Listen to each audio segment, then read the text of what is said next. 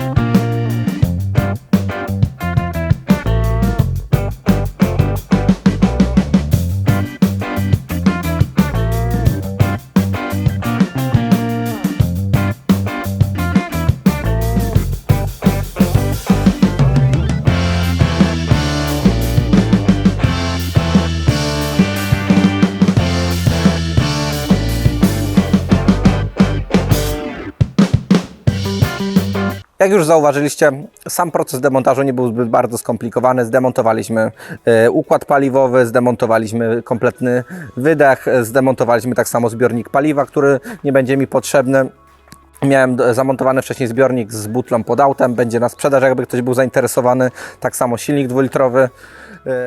Z takich ważniejszych rzeczy to zrobiliśmy całą elektrykę w samochodzie, wypruliśmy wszystkie kable, które nie dotyczą świateł, stacyjki oraz rozrusznika. To już nie będzie nam potrzebne, będzie zrobiona całkowicie nowa wiązka do silnika 1.9 TDI. Zrobiło się fajnie, dużo miejsca pod maską, będzie fajny porządek, wszystko będzie puszczone w ładnych pawężach, żeby można było się odnaleźć w razie jakiejkolwiek usterki w terenie. Do tej pory było taki rozgardiaż, wszystko było potrytkowane, nie wiadomo do czego. Ja tego nie robiłem, tylko tak już ten samochód przechodził pewnie z kilku rąk do rąk.